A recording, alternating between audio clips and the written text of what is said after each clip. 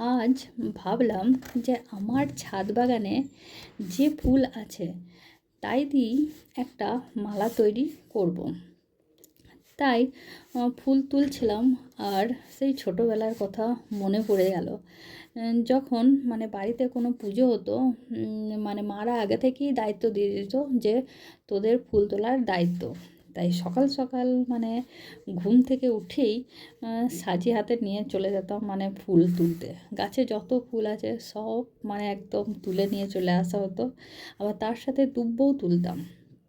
ফুল দুব্বো একসাথে তুলে এনে দিতাম। আবার অনেক সময় বলতেন যে ফুলগুলো মালা করে দিতে। ঠিক আছে, কিন্তু তখন যে কি ভালো লাগতো সে বলার কথা নয়। যাই হোক, হ্যাঁ, এখন যখন আমি আজ যে আমি আমার ছাদে ফুল তুলছিলাম আর তখন আমার ওই কথাগুলো মনে আসছিলো আর প্রচুর ভালো লাগছিলো। যাই হোক, তাই আজ আমার নয়নতারার ফুল দিয়ে যেটা আমার গাছে ফুল আছে নয়নতারার অপরাজিতা, সেটা দিয়েই আমি আজকে ভগবানের একটা মালা তৈরি করব। কয়েকটাই মালা তৈরি করেছি, ছোট ছোট ছোট ছোট। তাই নয়নতারা আর অপরাজিতা, নয়নতারা দিচ্ছিলাম আর মধ্যে একটা করে অপরাজিতা দিচ্ছিলাম। গাঁদা ফুলগুলো দিইনি, গাঁদা ফুলগুলো আমার কেনা ফুল, ওগুলো আমার তো নেই সেরকম। তাই যাই হোক, যেটাই করলাম প্রচুর ভালো লাগছিলো।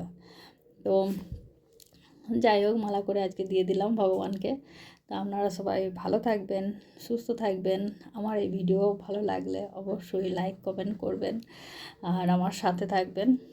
আরও অনেক অনেক ভালো ভালো যাতে আমি ভিডিও বানাতে পারি আর আপনাদের সামনে রাখতে পারি। তো বাই, অবশ্যই।